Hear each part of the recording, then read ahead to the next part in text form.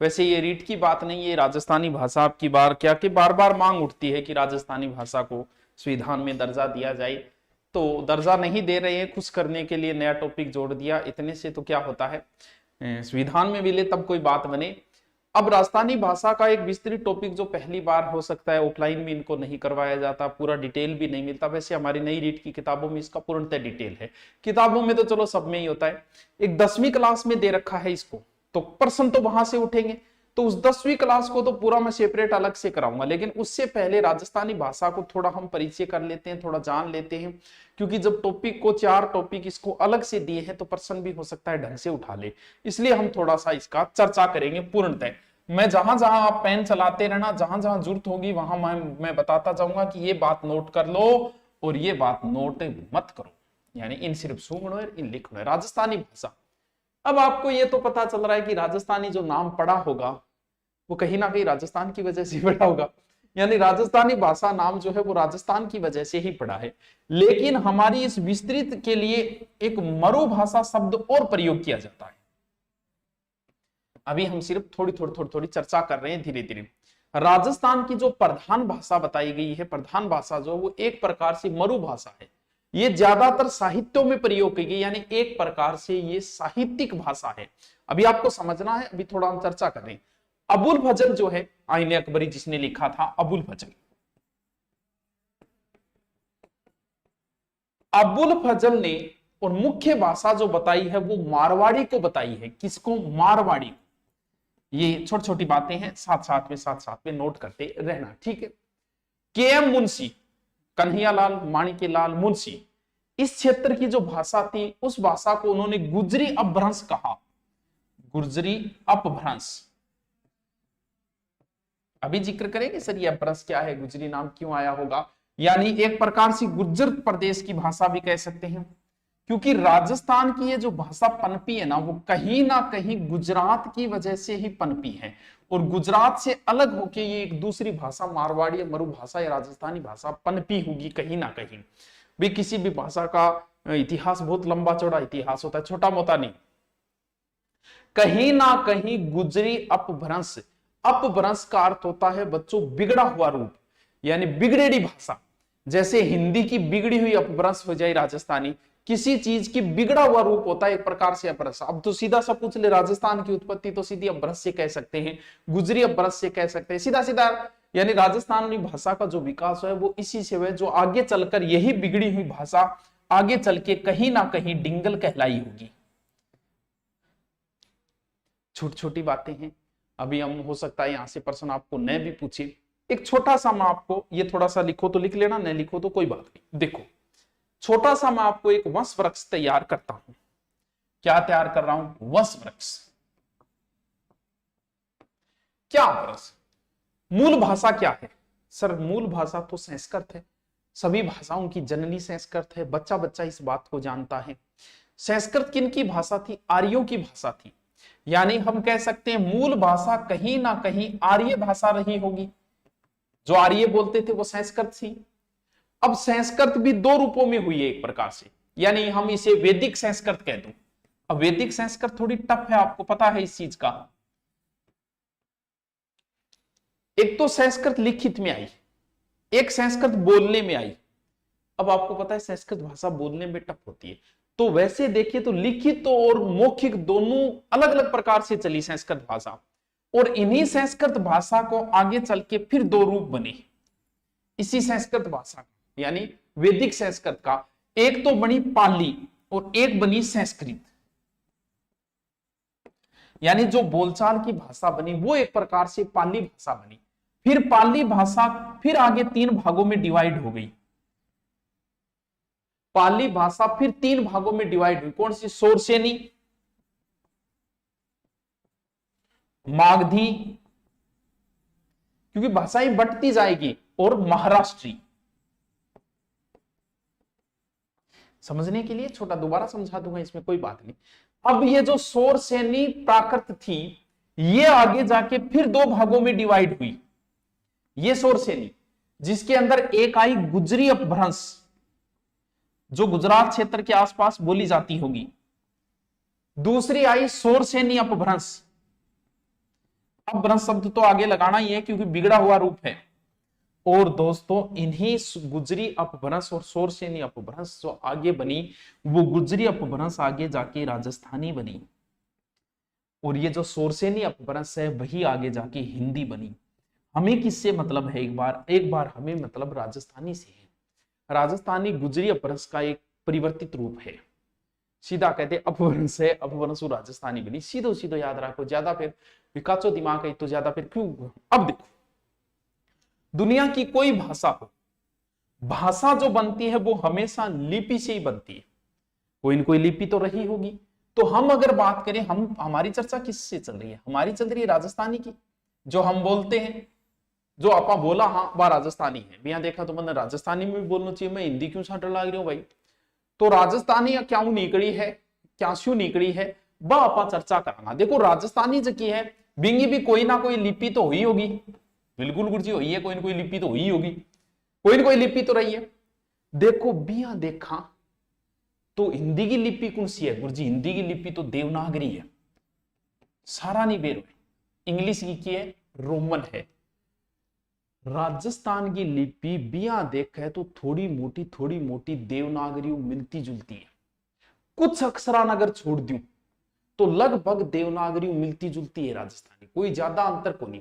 लेकिन कई विद्वान यह बोले हैं कि ना ना ना ना, राजस्थानी की मूल लिपि देवनागरी को नहीं। बिल्कुल बंगी भी बात सही है कि मूल लिपि की है नहीं, बा राजस्थानी की है महाजनी। गुरुजी यो के नयो नाम आ गयो, वो भी बताऊंगा कि वो क्या आ गयो।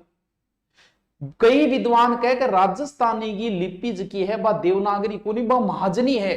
गुरुजी महाजन नाम देखो, पुराने टाइम में क्या तो थे, कदी ज्या कोई गांव में थे उधार लिया की दुकान तो थे, देखियो वो हिंदी दूसरी भाषा में लिखा, जे थे 100 रुपये की चीज ली नहीं, ज्या 90 रुपये की चीज ली तो वो 90 यहाँ को लिखा है, वो 90 नोको जो वो हिंदी में लिखे, वो हिंदी में क्या लिखे नोको जी भी लिखे, यहाँ लिखे वो। तो आओ कि बाणिया का पहले यानी महाजन बणिया, वह क्या करता, आपकी एक नई लिपि विकास करती हो क्या, और कहेंगे मारे लिखे समझ में नहीं आ जा। वह क्या करता, ऊपर की मात्रा ने शब्द नहीं मात्रा बना देता, जिया वो दह नहीं तो दह ने या लंबो खींच गया इन्हीं मात्रा बना देता, यानी ऊपर लाइन ने खींच गया शब्दा ने ऊपर लाइन टाइप बना देता, यानी मोड़ मोड़ के। राणो जी माफ करना छीका, यानी शब्दा ने मोड़ लाग गया, जद बोले मोड़ मोड़ के मुंडिया बना दिया शब्दा के मुंडिया। कुणे बा सेठा, बा महाजना, बा सेठा, बा के बणिया यानी बणिया लिपि, बा लिख लिखे और ऊंदा बाना मात्रा ने बना के मोड़ मोड़ के, यानी है तो शब्द तो भाई लेकिन ज्यादा मोड़ के बांगे शब्दा की मात्रा बनाती ऊपरों। बाज की नई लिपि बा महाजनी मुंडिया या बणिया लिपि ही, यानी बाणिया आपका हिसाब लिखिया। तो आ माने बाणिया लिखे इंगो मतलब अकबर को एक वित्त मंत्री हो, वो को बहुत महन हो, जो दक्षाल पद्धति चलाई कौन, टोडरमल।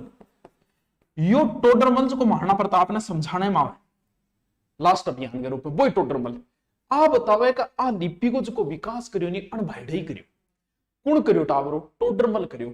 तो कुछ विद्वान ये मानते हैं कि राजस्थानी की है देवनागरी से मिलती जुलती, लेकिन फिर भी कुछ विद्वान का ना महाजनी मुंडिया या बणिया लिपि जिके बा राजस्थानी भाषा की लिपि है। देवनागरी अति कठोर, एक खातर एक दो चाले क्या, देवनागरी अति कठोर स्वर व्यंजन व्यवहार का, स्वरा में व्यंजना व्यवहार देवनागरी थोड़ी टफ है, पर देवनागरी पर डाबन के टप ताते जग में हित सुगम, बी खातर ताते जग में हित सुगम मुंडिया कियो प्रचार क्या, जद बोलिया एक नई लिपि बना दी मुंडिया लिपि, मोड़ मोड़ के बना दी अक्षर मरोड़ मरोड़ के एक नई लिपि बना दी, उसी मुंडिया लिपि। तो याद रहे जैसी ये कि राजस्थानी की मूल लिपि कौन सी है टाबरो, वह है महाजनी, मुंडिया या बणिया लिपि। बहुत बढ़िया बात। अब अभी मैं परिचय करवा रहा हूं, मूल जो प्रश्न है वो आराम से समझ में आ जाएंगे आपके, फिर इसके नोट्स भी आपको मिल जाएंगे। कहां मिलेंगे? गुरु नोट्स मिलेंगे। चलो देख, फिर मैं रिपीट मार दूं, कोई बात है। अब कुछ शब्दों का हमें कुछ भाषाओं के, अभी मैंने भाषाओं का आपके जो टॉपिक लगता है ना, राजस्थानी भाषा कहां कहां बोली जाती है, कौन कौन सी है, उसका मैं भी जिक्र नहीं कर रहा हूं। अभी तो हम थोड़े थोड़े से शब्द आगे आएंगे उनका जिक्र करें। दो भाषाओं का आपके हमेशा जिक्र चलेगा, जब राजस्थानी का जिक्र होगा तो फिर डिंगल पिंगल का कन्फर्म जिक्र होगा। इनका तो जिक्र होगा ही होगा।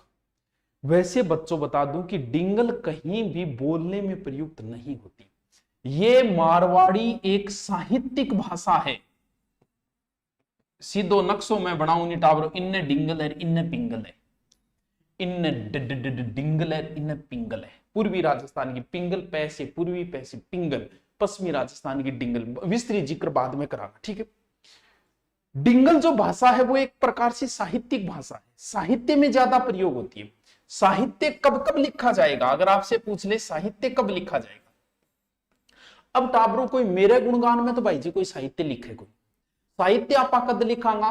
कोई बहुत ही तकड़ो वीर हो महाराणा प्रताप भी खातर मैं वीर रस की कविता लिखूंगा। आपने संत होया जिया जाम्बो जी जसनाथ जी जो भी बा संता खातर किन की आपा लिखांगा, लिखांगा कोई भाषा तो लिखांगा।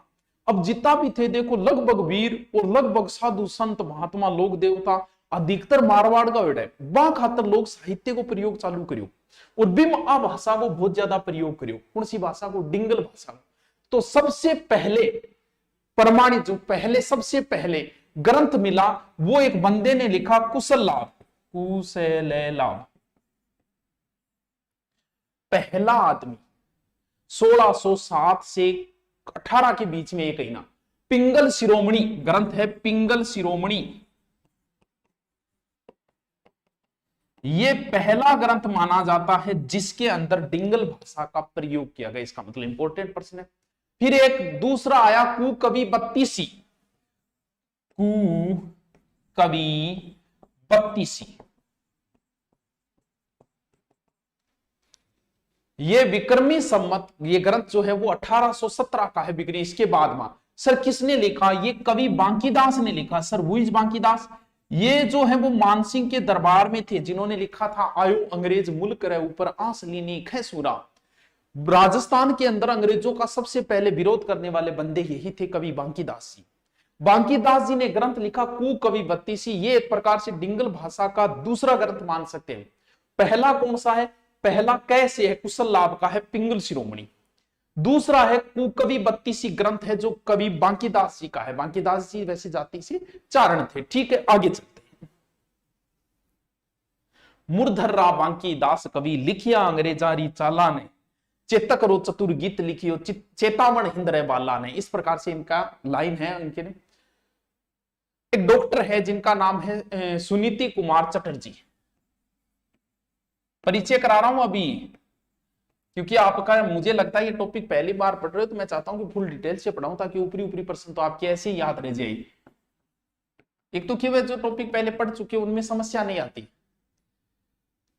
इन्होंने राजस्थानी भाषा के लिए जो नाम दिया वो डिंगल या मारवाड़ी नाम ही दिया इन्होंने, डिंगल या मारवाड़ी।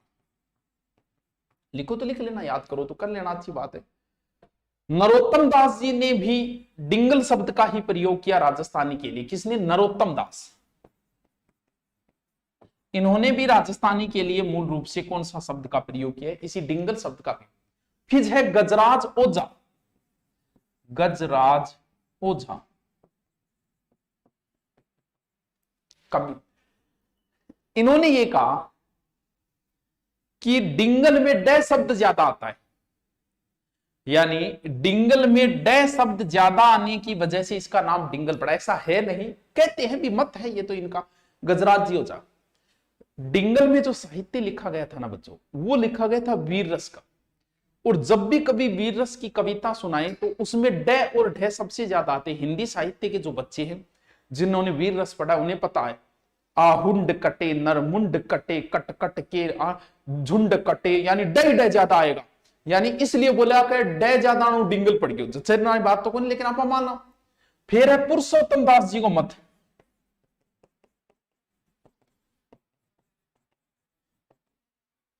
एक ये कह रहे डिंगल शब्द बतावे डिम और गल से बना हुआ है। डिम और गल से, डिम का अर्थ होता है डमरू और गल अर्थ होता है गले से, यानी डमरू निकली। तो अब ये थोड़ी सी जचनारी बात सी कोली। एक शब्द है डगल, कुछ लोग कहते हैं कि डिंगल शब्द प्रश्न अठुने के बराबर पूछना मत, ये जिक्र करने हो थोड़ा। डगल यानी ढिलो, यानी जिनके जोड़ जो होते हैं ना दृढ़ता से गढ़े हुए नहीं होते, ढीला हुए डगल गोट के भैया डगरू उठने बोले। ढीलो होने के कारण डिंगल भाषा पिंगल के समान नियमों में यानी पिंगल नियमों में बंधी हुई भाषा है। डिंगल नियमों में बंदेड़ी को नहीं, जो नियम हम नहीं बंदे वो तो ढीलो हुए डगल हुए, तो जद बोले इन कारण इनको नाम के पड़े डगल पड़े। अब बात बोले लिखो तो लिख लो, नहीं लिखो तो कोई बात को नहीं। फिर आपने एक अंग्रेजा पुणाओ एलपी टेसीटोरी, दोहरा रहो धोरी बोले, इसने बहुत शोध किया है बंदे ने। वेली की सर रुक्मणी ग्रंथ को खोजने का श्रेय इन्हीं को जाता है, दोहरारो दोहरी कहा जाता है। इनकी मृत्यु यही हुई थी। एक बार एग्जाम में पूछा था टेसीटोरी ने किस पर शोध किया, तो चारण साहित्य पर इन्होंने सबसे ज्यादा शोध किया था। इन्होंने ये क्या कहा है, प्राचीन जो डिंगल का समय माना है इन्होंने, जो 13वीं शताब्दी के मध्य से शुरू होकर 17वीं शताब्दी के मध्य तक माना गया। इनके अनुसार डिंगल का समय भी वर्तमान में तो बोली नहीं जाती, वर्तमान में लोग साहित्य भी नहीं लिखते, नए के बराबर लिखते हैं। तो ये समय बताया है टेसीटोरी। टेसीटोरी का जिक्र हम बाद में करेंगे। ये मैंने थोड़ी बातों की आपके चर्चा की। टॉपिक लंबा होगा, नया टॉपिक है तो आपको ढंग से इसे पढ़ना भी पड़ेगा और प्रश्न भी अच्छे पुटअप होंगे। आप अगर बोर हो रहे हो तो भी आपको पढ़ना पड़ेगा, क्योंकि कोई ऑप्शन नहीं है। दोबारा मैं इसको रिपीट कर देता हूं एक बार। चल भाई, ये तो टावरान टेमगढ़ है। राजस्थानी हो सकता है राजस्थान की वजह से नाम पड़ा होगा। अबुल फजल इसे मारवाड़ी नाम देता है। गुजरी अपभ्रंश है, मेन जो राजस्थानी निकली है वो अपभ्रंश का अर्थ होता है बिगड़ा हुआ, वो लास्ट में बिगड़ के राजस्थानी बन गई, उस हिसाब से याद रख लेना।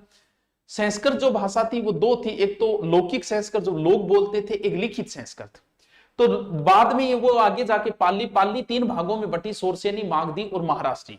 इसी सोरसेनी से बनी गुजरी अपभ्रंश और सोरसेनी अपभ्रंश, और इसी गुजरी अपभ्रंश से कौन सी भाषा बनी, राजस्थानी। यानी राजस्थानी किससे निकली, अपभ्रंश से, किससे, गुजरी अपभ्रंश, यानी गुजरात से अलग होकर एक हमारी भाषा बनी है, ये याद रख लेना, ठीक है। राजस्थानी भाषा की लिपि सेम टू सेम वही है, कुछ शब्दों को छोड़ दे तो कौन सी, देवनागरी लिपि छोड़ो, देवनागरी लिपि। लेकिन कुछ इतिहासकार ये कहते हैं नहीं, ये सेठों द्वारा तैयार की गई है, मुंडेरी लिपि है, मुंडिया लिपि है, ठीक है। फिर हमने थोड़ा डिंगल का जिक्र किया। डिंगल का पहला ग्रंथ है कुशल लाभ का पिंगल शिरोमणि, और दूसरा ग्रंथ जो कवि बांकीदास जी का है कुकवि बत्तीसी। अब हम थोड़ा सा और चर्चा करते हैं दोस्तों। सुनो, डिंगल भाषा किन जातियों में प्रचलन थी। डिंगल भाषा की जातियां, वैसे तो आज तक जब भी एग्जाम में पूछा गया है तो डिंगल भाषा की मुख्य, आज तक एग्जाम में एक ही जब प्रश्न पूछा तो उसमें ऑप्शन चारणी है, क्योंकि डिंगल भाषा में वीर रस के लिखे जाते थे और वीर रस का लिखने का कार्य मुख्यतः चारणों का था। लेकिन चारणों के अलावा 3-4 जातियां और का भी नाम आता है, हम उन सभी जातियों का थोड़ा जानकारी ले लेते हैं। सबसे पहले तो हमें नाम लेना पड़ेगा, क्योंकि डिंगल मुख्यतः किनकी भाषा थी, मुख्यतः चारणों की भाषा थी। अब आपको पता है डिंगल पश्चिमी राजस्थान में है, वो चारणों का क्षेत्र भी कौन सा है, पश्चिमी राजस्थान है। संस्कृत में एक उक्ति चलती है चारणों के लिए, चारयंती कीर्तनम इति चारणा, यानी कीर्ति का जो संचार करते हैं वही चारण है, या इसीलिए चारण कहलाए। चारण जो है वो ये मानते हैं कि जो 4 वर्ग है, इन 4 वर्गों से बाहर की जाति मानते हैं अपने को, यानी अपने को देवतुल्य जाति मानते हैं। जैसे रामायण में भी इस जाति का उल्लेख आता है। भगवान राम भी कहते हैं कि जब आप रामायण देखो, तब आप रामायण देखना, तब भगवान राम जब समुद्र से रास्ता मांगते हैं तो वो समुद्र से रास्ता नहीं देते, तब समुद्र से गुस्सा हो जाते हैं और धनुष निकालते हैं और कहते हैं कि आने वाले समय में इस चीज का बखान जो है चारण, गंधर्व, किन्नर आदि करेंगे। यानी ये जो है अपने को देव जाति के सम्मान मानते हैं। चारणों की मुख्य रूप से 4 शाखाएं हैं, एक मारू जो मारवाड़ में रहते हैं, एक काछेला है, एक सोरठिया है, एक बुम्बेल है। मुख्य रूप से ये 4 माने गए हैं चारणों। चारण जो है वो अधिकतर शाक्त के पुजारी है। शाक्त का अर्थ होता है शक्ति के पुजारी। राजपूत भी अधिकतर शाक्त के पुजारी होते हैं, शक्ति के पुजारक, देवी के पुजारक। ये देवी को जोगमाया नाम से पूजते हैं और ये मानते हैं कि हमारे औरतों के अंदर ही देवी का अवतार मानते हैं, हमारे अंदर। चारणों की जो प्रथम देवी मानी गई है वो हिंगलाज मानी गई है। ये प्रश्न अभी राजस्थान पुलिस के अंदर आया था। चारणों की प्रथम देवी तो हिंगलाज मानी गई, लेकिन चारणों के सर्वोच्च स्थान किसी अगर देवी का है तो वो करणी माता का है। चारणों का सर्वोच्च स्थान तो करनी माता का है, लेकिन चारणों की जो प्रथम देवी है, ये प्रश्न आया था, ध्यान रखना। बाकी चारणों का रहन सहन, रीति रिवाज, खान पान, व्यवहार आदि सारी की सारी राजपूतों की तरह ही है, यानी राजपूतों से मिलते जुलते इनके सारे व्यवहार है। ये तो हम अभी अब जिक्र नहीं करें, अभी बाद में जिक्र करेंगे। डिंगल भाषा प्रयोग करने वाली मुख्य जातियों में सबसे पहले नाम आएगा चारण। दूसरी जाति का नाम आएगा भाट। बहुत सारे जानकारी न होने की वजह से और इस शब्द को साथ में प्रयोग कर देते हैं कि डिंगल भाषा चारण भाटों की भाषा है, जबकि चारण और भाट दोनों अलग अलग जातियां हैं, एक जाति नहीं है। ये गलती की वजह से कई बार बोल देते हैं जब नॉलेज नहीं होता। भाट अलग होते हैं, चारण अलग होते हैं। अब देखिए, ऐसा माना जाता है कि भाट जो शब्द बना है वो भट्ट से बना हुआ है। संस्कृत का शब्द है ये भट्ट, संस्कृत के भट्ट शब्द से भाट शब्द बना हुआ है। भट्ट शब्द के दो अर्थ निकलते हैं, एक तो वेदाभिज्ञ पंडित, भट्ट शब्द का अर्थ बताया, दूसरा स्तुति पाठक जाति। लेकिन यहां जो भाट शब्द जो भट्ट बना है, इसका दोनों ही अर्थ नहीं माना गया है। भाटों का जो मुख्य कार्य था वो था वंशावली रखना।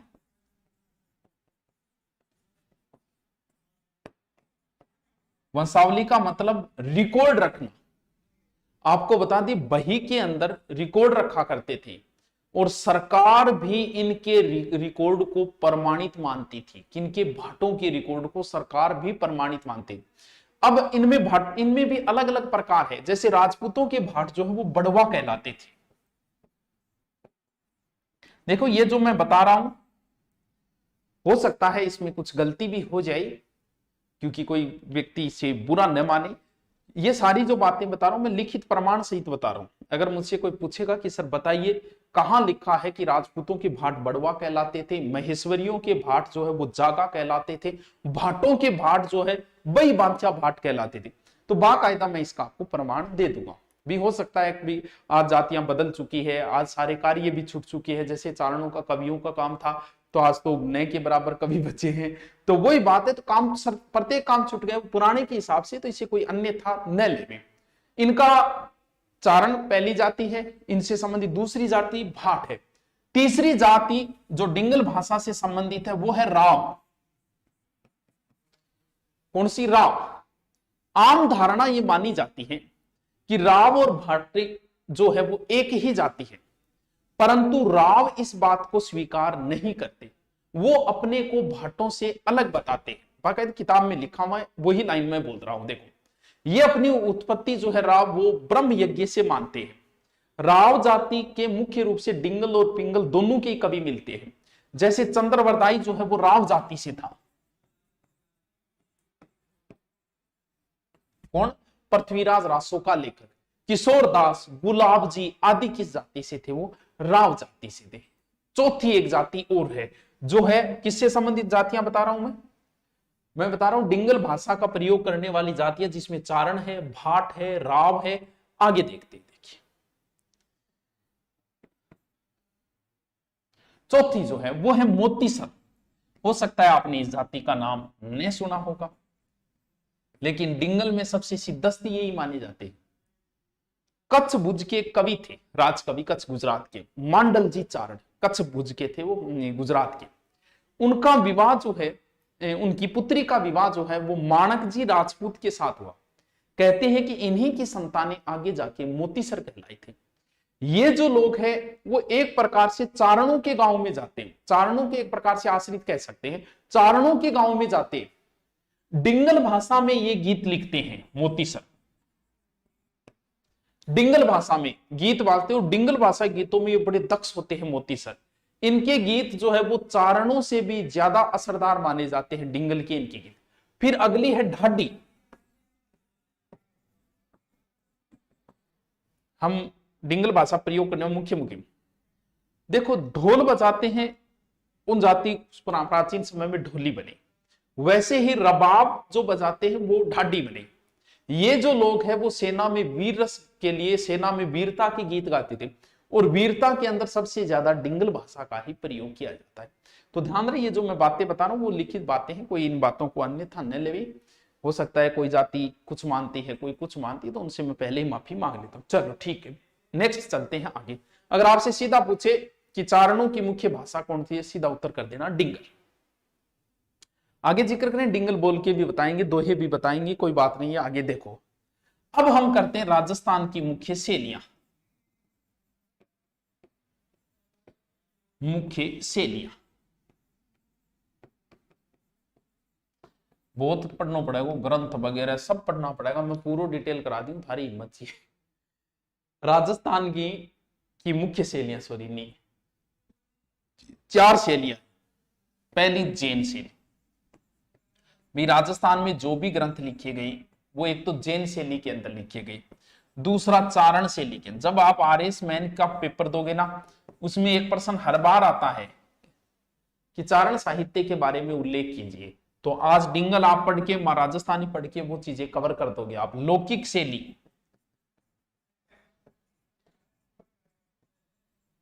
और इसके अलावा चौथी जो है वो संतों की शैली है, संत शैली। बात समझे क्या? बात ये है बच्चों की राजस्थानी की मुख्य शैलियां, यानी राजस्थानी में साहित्य लिखे गए वो किन की? सबसे पहले जैनों ने साहित्य लिखा, चारणों ने बहुत साहित्य लिखा, लोगों ने भी तो साहित्य लिखा, और फिर संतों ने लिखा, जैसे जाम्बोजी, जसनाथ जी, इन्होंने भी तो लिखे थे, वो संत साहित्य के अंदर आ जाएंगे। अब हम इनका एक एक जिक्र करेंगे कि जैन शैली में कौन सा साहित्य लिखा गया, चारण शैली में कौन कौन से लिखे गए, लौकिक शैली में कौन से लिखे गए, और संत शैली के अंदर कौन से लिखे। चलो भाई नेक्स्ट चलते हैं। साथ साथ में अगर आप उतारते जाओ तो कोई बात नहीं, उतारते जाओ, क्योंकि ये टॉपिक हर जगह इतना डिटेल से आपको नहीं मिलेगा। सबसे पहले हम पढ़ते हैं जैन शैली।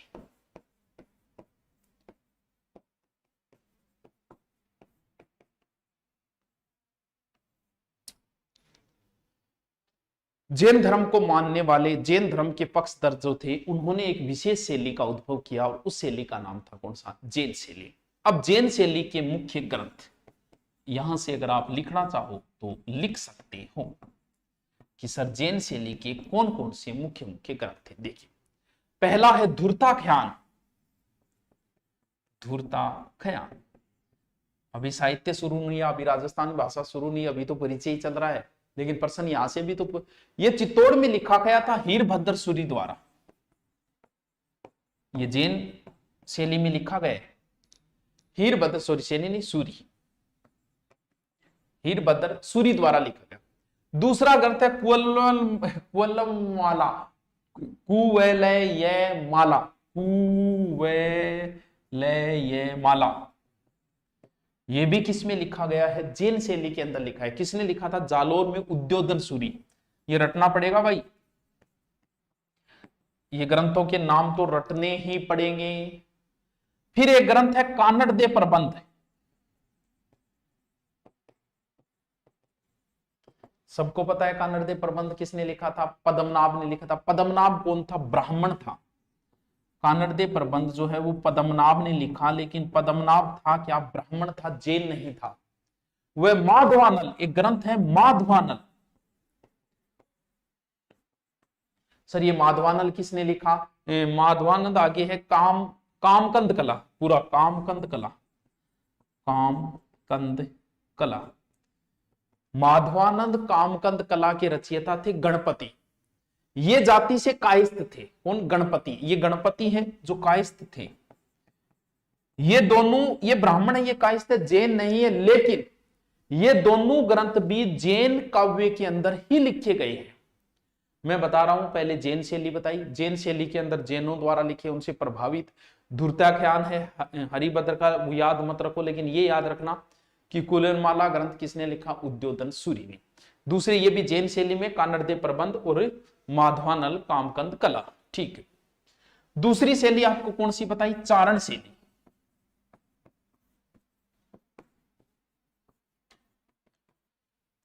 सुनो, चारण जाति जो है वो हमेशा साहित्य लिखती आई, ये साहित्यकार सर्जन मानी गई है हमेशा से। इस शैली में चारणों ने जो प्रयोग किया वो तत्सम शब्दों की बजाय तद्भव शब्दों का ज्यादा प्रयोग किया। अपभ्रंश के द्वितीय व्यंजन ज्यादा मिलते हैं, क्योंकि वीर रस में ऐसा ही चलता है। द्वितीय व्यंजन समझ गए, 2 बार प्रयोग। चारणों ने जो साहित्य लिखा वो राजाओं के गुणगान, तो राजाओं का गुणगान, उनकी वीरता का गुणगान किया गया। तो सबसे ज्यादा इन्होंने वीर रस के लिखे, अधिकतर इनके ग्रंथ जो है वो चारणों के वो वीर रस में लिखे गए, इस चीज को थोड़ा ध्यान। और ज्यादातर चारणों की रचनाएं हैं वो किस भाषा में लिखी गई है? डिंगल में। कौन सा रस है? इन्होंने मुख्य रूप से वीर रस के अंदर लिखा है इन्होंने, दोनों चीजें ध्यान रखें। और जब वे युद्ध के अंदर जाते थे वीर रस तो गाते भी थे, तो वीर रस को गा भी सकते हैं, तो इनकी मुख्य शैली जो है वो गीत शैली भी कह सकते हैं हम। एक वेण सगाई, सर वेण सगाई क्या है? ये एक प्रकार का मतलब लिखने की शैली है जिसमें अलंकार उनसे संबंधित आता है, वेण सगाई अलंकार, इस प्रकार से इसका भी प्रयोग किया, याद रखो, रख लो, वरना कोई जरूरत नहीं है। फिर हम चारण साहित्य में कौन कौन से साहित्य आते हैं उनका विस्तृत जिक्र करेंगे हम आगे, अभी सिर्फ मैं परिचय करा रहा हूं। फिर लिखा गया क्या? लौकिक शैली। सर व्हाट इज लौकिक शैली? लौकिक शैली का अर्थ क्या है? लोक साहित्य। लोग ही तो भी थे भी तो कि लिख को जरूर थोड़ी कवि होना ही जरूरी है। विविध विषय घटनाएं, लोकगीत, काव्य, कथा, ये चीजें लिखी गई, प्रेम की कहानियां भी लिखी गई, पहेलियां भी लिखी गई, कहावतां भी लिखी गई, वह सारी कौन सी आ गई? लौकिक से। अरे राजस्थानी भाषा कौन सा साहित्य मिले? एक तो जैन मिले, चारणाओं लिखेड़ो मिले, लोगांगो लिखेड़ो मिले, संतांगो लिखेड़ो मिले। अब बताओ यूं ज्यादा मैं और क्या बताऊं, सीधी सीधी भाषा है। फिर चौथा आ जाए संतांगो लिखेड़ो, यानी संत शैली।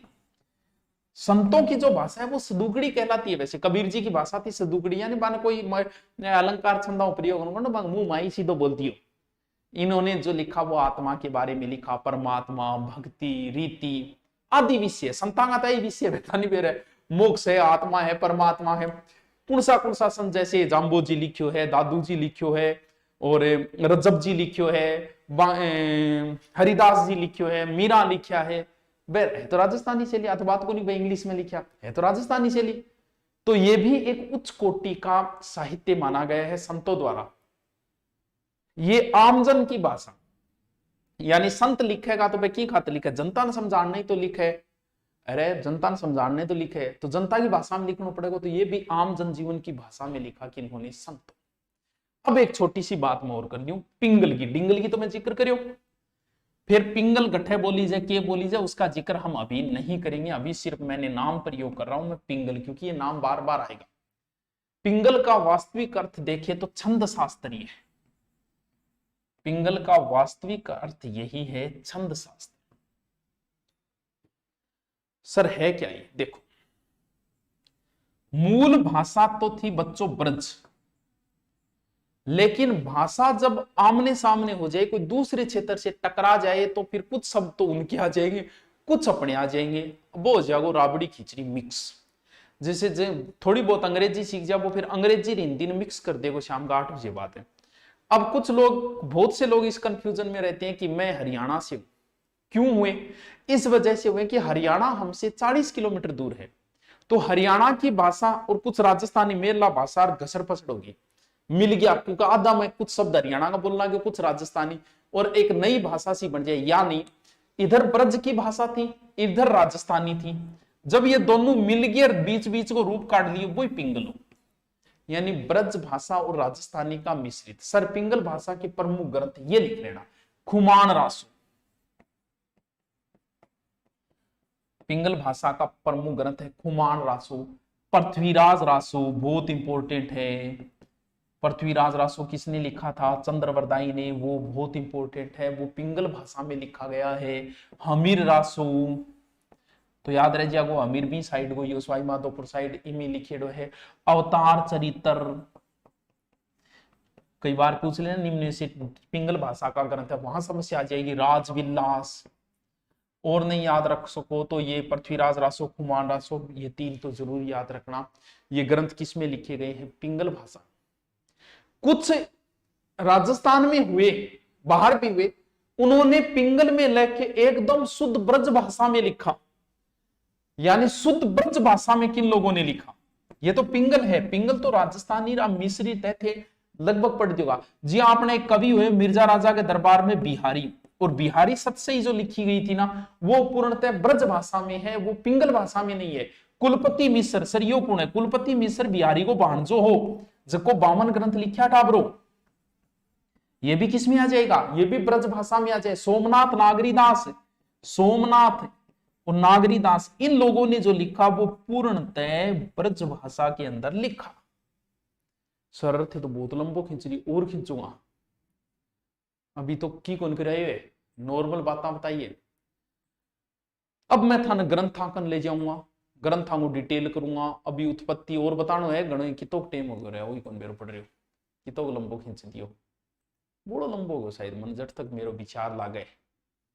तो पहलो पार्ट ये कई पार्ट आओगा और कंटिन्यू आ जाए, कोई बात नहीं, मैं रिकॉर्ड कर दूंगा। चलो बाकी पार्ट, दूसरा पार्ट जल्दी वेट करो, कल या परसों डाल देंगे। Okay, thank you.